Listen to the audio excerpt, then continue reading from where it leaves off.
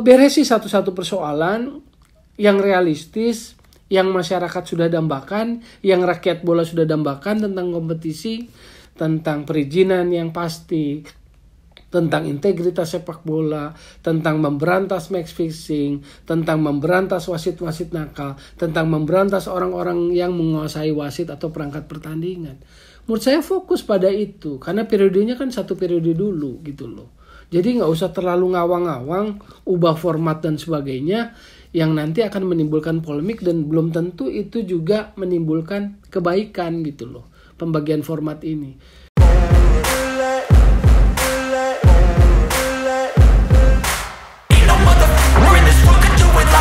Oke, balik lagi di Gocek Bung Toel. Kita akan bahas soal Sarah Sechan yang menjadi perbincangan hangat di beberapa hari terakhir ini. Jadi kalau kita bicara PSSI memang gak ada habisnya, meski pengurusan yang baru ini baru seumur berapa pekan ya, 3 pekan lah ya, belum seumur Jagung, malah baru berumur 3 pekan. Jadi dalam Sarah Sechan yang berlangsung di Surabaya memang memunculkan keputusan-keputusan yang menurut saya sih menimbulkan perdebatan, menimbulkan polemik di publik sepak bola.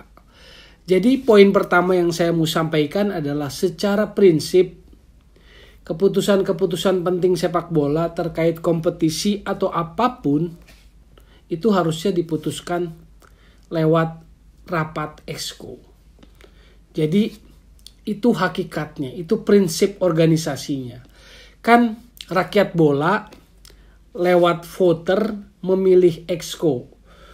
1 ketua umum, 2 wakil ketua umum, dan 12 anggotanya, yang artinya memilih 15 exco untuk memimpin sepak bola Indonesia. Untuk menentukan arah sepak bola Indonesia. Membangun, meningkatkan, memajukan sepak bola Indonesia. Itulah hakikatnya, merekalah yang dipilih, merekalah yang diberi amanah untuk mengemban tugas itu, tanggung jawab itu.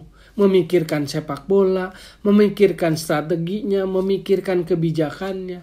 Di rapat exco atau exco yang memutuskan. Jadi ketika dibalikan lagi ke Sarah Sechan sepak bola, lalu memunculkan keputusan, maka secara aturan keputusan-keputusan penting sepak bola seperti misalnya kompetisi Liga 2 tidak dilanjutkan, itu dasarnya tidak boleh dari hasil Sarah Sechan. Nggak ada itu di statuta. Yang ada adalah hasil keputusan rapat exco. Jadi kalau rapat exco memutuskan itu, maka itulah yang menjadi keputusannya. Dasar keputusannya adalah rapat exco. Gitu loh. Karena mereka diberi amanah, diberi tanggung jawab, diberi kepercayaan oleh rakyat sepak bola lewat voter untuk memimpin sepak bola. Jadi tentukanlah kebijakannya, putuskanlah strateginya, dan ambillah keputusan terbaik untuk sepak bola Indonesia. Tapi ketika dibalikin lagi ke Sarah Sechan dengan segala macam kepala pelaku-pelaku sepak bola, maka saya lihat bahwa ini adalah upaya berlindung PSSI di balik Sarah Sechan gitu loh. Upaya berlindung PSSI ketika memutuskan Liga 2 tidak dilanjutkan misalnya. Itu kan salah satu keputusannya. Nah, menurut saya keputusan-keputusan yang penting itu dasarnya harus rapat exco. Nggak bisa kemudian misalnya rapat exco ngambil keputusan kompetisi Liga 2 tidak dilanjutkan. Dasarnya hasil Sarah Sechan gitu loh. Kan nggak bisa, nggak ada di organisasinya, statutanya nggak ngomong begitu gitu loh. Jangan karena di Sarah Sechan itu klub-klub bersepakat, klub-klub happy, klub-klub menerima, kami bahagia dan tertawa dengan segala keputusan itu, kan nggak bisa begitu. Keputusannya harus diambil berdasarkan rapat exco. Makanya exco itu diperlengkapi dengan komite-komite yang namanya komite tetap, standing komite. Ada komite sepak bola, ada komite kompetisi, ada tentang development, ada tentang pembinaan usia muda, ada tentang wasit dan sebagainya. Jadi di komite-komite itulah exco bersama pengurus itu memikirkan strateginya apa, lalu dibawa ke rapat exco paripurna untuk diputuskan. Keputusannya apa yang terbaik, strateginya apa yang terbaik. Jadi kalau menurut saya Sarah Sechan itu adalah upaya berlindung PSSI di balik Sarah Sechan yang dihadiri oleh para klub-klub itu, baik klub Liga 2 maupun klub Liga 1, untuk memutuskan sesuatu. Tapi secara organisasi menurut saya ini salah kaprah. Itu yang pertama. Jadi secara prinsip ekskola yang harus memutuskan, gitu loh. Jadi sarasehan ini buat saya adalah sekadar perlindungan, gitu loh. Jadi PSSI berlindung di balik sarasehan yang di Surabaya. Nah, hal-hal lainnya juga cukup mengganggu. Misalnya beberapa butir yang diputuskan dalam sarasehan itu yang lucunya tidak dipertanyakan atau tidak digugat oleh para klub-klub itu, misalnya soal naturalisasi yang dibatasi per klubnya. Ini menimbulkan perdebatan, ini menimbulkan polemik. Kan kalau kita bicara tentang naturalisasi itu kan proses. Naturalisasi itu proses. Hasilnya adalah warga negara Indonesia. Jadi pemain-pemain pesepak bola yang naturalisasi kemarin itu, yang sekarang sudah menjalani proses naturalisasi, pada hari ini dia adalah warga negara Indonesia. Dan warga negara Indonesia berarti dia sama kedudukannya di hadapan hukum. Pasal 26 Undang-Undang Dasar Negara Republik Indonesia kan seperti itu. Nah, betul bahwa sepak bola mencoba mengatur sedemikian rupa, tapi jangan berdalih bahwa itu lex sportiva. Karena lex sportiva itu juga harus beriringan. Jangan bersinggungan atau kontra dengan hukum positif, gitu loh. Mau aturan sepak bola apapun, detil apapun, itu diharapkan bisa sejalan, seiring dengan hukum negara, hukum positif, gitu loh. Jadi kalau ada pembatasan ini sebetulnya dalam hukum sepak bola sendiri, lex sportiva, itu bertentangan dengan pasal 6 dan pasal 7. Pasal 6 tentang hak asasi manusia. Di statuta sepak bola ada di PSSI. Jadi PSSI menjunjung tinggi dan mengakui hak asasi manusia. Lalu yang pasal 7-nya tentang netralitas dan non-diskriminasi. Jadi itulah asas yang harus dipegang oleh PSSI, netralitas dan non-diskriminasi, gitu loh. Karena itu tadi, ketika naturalisasi itu adalah sebuah proses, itu sudah terjadi, dan per hari ini berarti yang sudah menjalani naturalisasi adalah warga negara Indonesia. Siapapun itu, warna kulitnya apapun, itu adalah warga negara Indonesia. Dan kalau sudah jadi warga Indonesia, maka haknya, kedudukannya sama, gitu loh. Jadi menurut saya itu juga harus dikoreksi. Sayangnya di sarasehan itu kan tidak dipertanyakan. Tidak ada yang memperdalam itu, mempertanyakan atau menggugat itu. Karena ini bahaya aspeknya. Aspeknya malah bisa digugat bertentangan oleh hukum positif negara.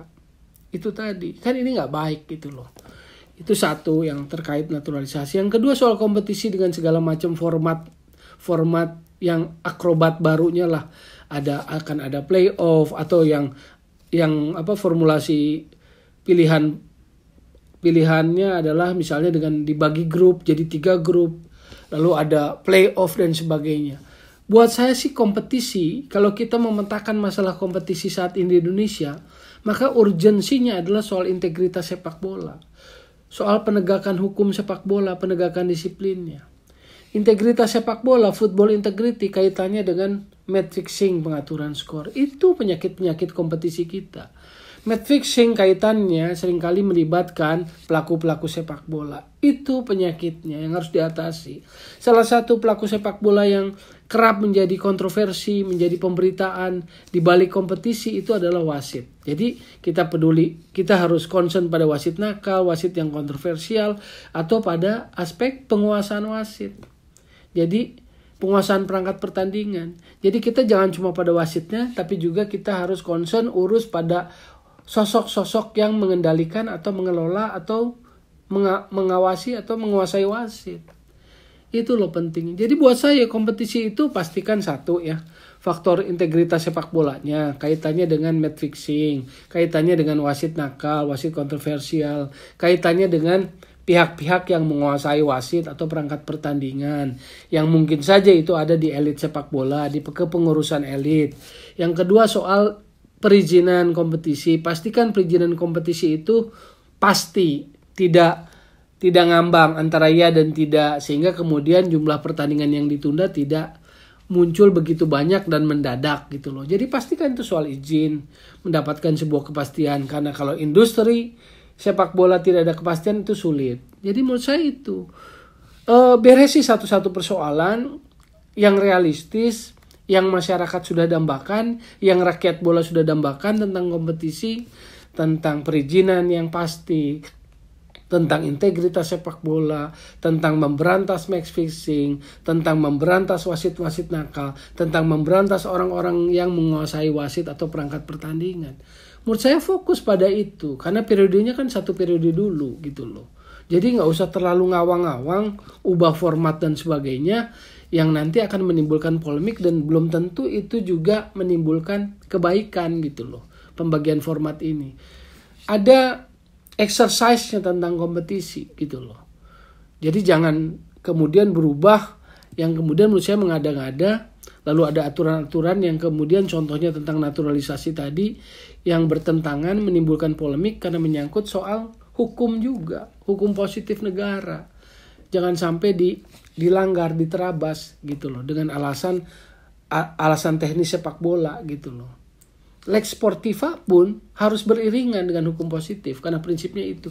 Kedua, statuta bicara soal hak asasi manusia dan asas netralitas serta non-diskriminasi. Yang ketiga itu tadi, secara prinsip keputusan sepak bola harus diambil oleh rapat exco, bukan atas dasar sarasehan gitu loh. Jangan berlindung di balik sarasehan, tetapi lihat statuta, baca organisasi bagaimana harus dilaksanakan. Jangan keputusan-keputusan penting diambil atas dasar sarasehan, tetapi ambillah keputusan tertinggi itu dalam rapat exco karena memang Andalah 15 exco yang dipercaya rakyat bola ini lewat Kongres KLB, Kongres luar biasa 16 Februari kemarin untuk memimpin sepak bola, untuk memikirkan sepak bola, untuk memutuskan strategi-strateginya, untuk memikirkan jalan-jalannya, untuk membangun sepak bola itu seperti apa. Jadi jangan dibalik, dilemparkan lagi ke klub-klub dengan alasan sarasehan yang sebetulnya itu mau berlindung di balik pelaku-pelaku sepak bola. Menurut saya jadi salah kaprah, bolak-balik gak karuan. Itu saja sih pandangan saya terkait hal yang menjadi perbincangan beberapa hari belakangan ini soal sarasehan sepak bola. Sekali lagi saya ingatkan, jadi solusi bukan polusi sepak bola, dan tetap digocek Bung Toel.